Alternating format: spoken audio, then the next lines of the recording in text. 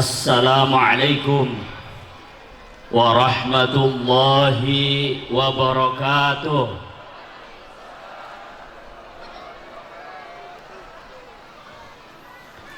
Bismillah, alhamdulillah, wassalatu wassalamu ala sayyidina wa habibina wa syafi'ina wa maulana Muhammadin sallallahu alaihi wasallam rasulillah wa ala alihi wa ashabihi wa atba'ihi wa man walah, la hawla wa la quwwata illa billah, amma ba'du. Hadratal muhtaramin, para alim ulama, para masyayikh, tokoh masyarakat, tokoh adat, wa fi muqaddimatihim, yang saya hormati Ketua Yayasan dan juga pimpinan Pondok Pesantren Al-Barkah, Kiai Muhsinin dan juga Kiai Huda, matta'anallah bituli hayatihima, amin ya rabbal alamin. Yang saya hormati asisten bupati yang ngakunya dari Brebes tapi nggak nyumbang apa-apa. Pak Bupati, saya sebenarnya nggak berharap sampean sambutan tadi ngalur ngidul. Saya berharap sampean nyambut ini pesan Bupati nyumbang 500 juta gitu.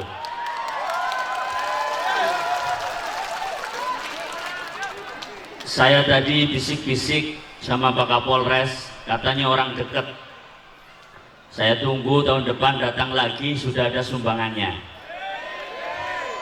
Lo ngapain punya asisten orang deket gak nyumbang pesantren? Betul Bu? Nah, siapa suruh ngaku sekampung? Yang saya hormati Ketua MUI, pengurus Nahdlatul Ulama, baik syuriah ataupun tanfidiyah, badan otonom muslimin, badan otonom fatayat, muslimat, ansor, banser, dan seluruh yang hadir, kaum bapak, kaum ibu, mudah-mudahan semuanya yang hadir dalam naungan rahmat Allah subhanahu wa ta'ala, amin ya rabbal alamin. Pak Kapolres yang saya hormati, insya Allah Pak Kapolres akan mensupport pondok ini, titip pondok ini Pak Kapolres ya. Tinggal minta sama pengusaha, duitnya suruh ke sini, nggak usah dari duit Pak Kapolres ya. Pak Kapolres ya, deal ya, deal ya, deal nggak Pak Kapolres? Deal lah, cocok ini, maju pondok ini kalau saya yang ceramah. Punya Kapolres muslim, punya bupati muslim, sama-sama kalau nggak mensupport pendidikan agama kebangetan. Masjid tadi kata Pak Asisten, dana hibah, dana kesra diberikan ke masjid, betul itu baik, tapi juga yang mengisi masjid harus disupport. Ini pendidikan agama, harga diri manusia diukur pertama dari iman, yang kedua ilmu pengetahuan. Orang punya iman saja gak punya ilmu pengetahuan, ibadahnya ngawur. Ngapunten, imannya kuat, ilmunya nggak ada. Ilmu sholat nggak punya, ibadahnya nggak benar. Ilmu puasa nggak punya, puasanya nggak benar. Ilmu haji nggak punya, hajinya nggak benar. Maka tidak cukup dengan iman saja, tapi juga harus dengan ilmu pengetahuan. Ilmu pengetahuan saja nggak cukup tanpa iman. Orang mengajarkan orang cerdas, mau S1, S2, S3, doktor, profesor, tapi dia tidak punya iman, maka dia akan jauh dari Allah Subhanahu wa ta'ala. Maka kata Nabi, man istada ilman walam yastad huda lam yastad minallahi ta'ala illa bu'da. Siapa yang tambah ilmunya tapi enggak tambah imannya, dia akan makin tambah jauh dari Allah Subhanahu wa taala. Saya alhamdulillah senang sekali. Istri dari Yehuda itu santri saya. Namanya Ustazah Ani Aliatus Syarifah. Saya nitip sama ibu-ibu kalau pengajian amplopnya yang tebal. Biar mobilnya Fortuner. Saya masih sedih mobilnya masih R3 gitu. Ya. Kiai itu ya harus levelnya naik gitu. Ibu-ibu yang dirahmati Allah, dua hal ini harus kita pegang. Gak cukup hanya iman, gak cukup hanya ilmu. Saya kasih contoh, ada orang ibadah gak pakai ilmu, ada orang ibadah nggak pakai ilmu. Ini kejadian sama diri saya pribadi. Satu hari saya habis ceramah di Bangka Barat. Di Bangka itu ada kabupaten namanya Bangka Barat. Saya bersama Pak Gubernur. Waktu itu gubernurnya Rustam Effendi. Saya jalan satu mobil. Setelah ceramah selesai habis zuhur, dekat Pangkal Pinang sudah masuk asar. Jadi saya bersama beliau mampir di satu masjid. Ternyata yang sholat sudah selesai, tinggal satu orang. Saya sudah selesai wudhu, Pak Gubernur masih tempat wudhu. Saya tempel pundaknya, karena kalau dalam fikih ngasih aba-aba ke imam makmum itu namplek pundaknya, tak tamplek pundaknya. Allahu Akbar, ikut saya Allahu Akbar. Enggak, saya Allahu Akbar, ikut dia ruku, kedengeran Pak, tapi lirih kedengarannya. Lirih, saya ruku, dia ruku, saya ruku. Sami Allahu liman hamidah, i'tidal, saya i'tidal ibu-ibu. Nah ini masalah waktu sujud. Begitu sujud, saya enggak dengar aba-aba bangun dari sujudnya. Ini sudah selesai sujudnya apa belum? Endas saya sudah mumet. Mau bangun saya malu. Waktu itu ketua PWNU, pimpinan pondok. Ini kalau bangun duluan ada yang videoin, viral saya tuh. Masa sholat kiai jadi makmum bangun duluan, gak sah sholatnya. Di satu sisi ini orang jadi imam gak melihat makmum, sujudnya suwepol. Kira-kira solusinya apa Pak Kapolres?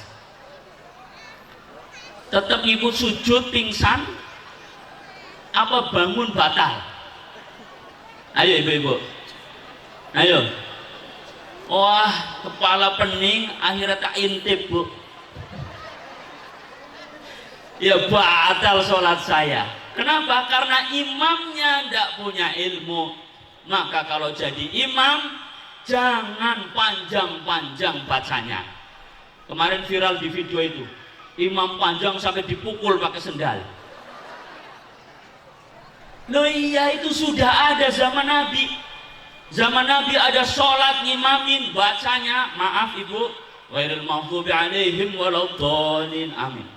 Langsung baca alif lam mim surat Al-Baqarah. Makmumnya para sahabat semua, gak model-model sampean ini. Ini para sahabat hafal Quran. Begitu bacanya enak, didengerin 50 ayat. Loh, imam gak ruku-ruku, makmum mulai, waduh, ini udah capek nih. Diteruskan, suaranya enak sampai 100 ayat, makmumnya langsung, oh ini nih ruku nih, ini ruku nih ya. Sudah mulai gelasahan. Ternyata lanjut sampai surat Al-Baqarah habis. Begitu surat Al-Baqarah habis, para sahabat, wah ini dia ruku nih. Ternyata disambung alif. Level para sahabat atret Pak, satu-satu. Begitu imam, assalamualaikum warahmatullah, makmumnya bubar. Ibu, bu, suka yang panjang apa yang pendek? Kok diem aja Bu? Bu, suka yang panjang apa yang pendek? Ini biasanya kalau orang NU sukanya yang panjang-panjang ya. Ya boleh panjang tapi bacaannya yang pendek ya. Jadi kalau orang nggak punya ilmu akhirnya sholatnya begitu. Ada lagi, ini kejadian juga sama saya. Imannya hebat, ilmu ibadahnya kurang. Nggak tahu kalau di muko-muko, kalau di Bangka itu ada orang yang kalau sholat pasti nginjek kaki. Di sini ada nggak Pak Kiai? Ada ya. Jadi kalau sembayang kakinya langsung nempel, tep, gitu. Sikilnya nempel Bu. Nah saya pernah masbuk sholat, begitu Allah Akbar, yang di samping saya yang sudah duluan sembayang langsung nginjek kaki saya. Saya geser Bu, lu ngejar kakinya. Tak geser lagi, sekali lagi, lu ngejar sampai kayak gini. Masalahnya nginjeknya itu nggak banyak, nginjeknya secuil Bu. Sakitnya minta ampun. Nah akhirnya tak edek sisa nih, sembahyang nggak benar. Ini baru masalah sembahyang, belum lagi masalah lain yang nggak punya ilmu. Mohon maaf, saya mau ngaji nggak usah jauh-jauh, nggak usah bahas yang tinggi-tinggi tafsir, nggak. Kadang-kadang ibu-ibu rumah tangga saja belum beres, ngajinya wis dhuwur. Ibu ini pengajian di sini izin sama suami enggak? Yang benar. Izin ya Bu ya. Alhamdulillah. Kalau pengajian ikut muslimat, ikut fatayat, izin Ibu. Kalau nggak bisa setiap minggu izin, izinnya permanen. Setahun. Umpama hari Rebo ba'da zuhur di masjid ini, hari Kamis ba'da zuhur di masjid ini.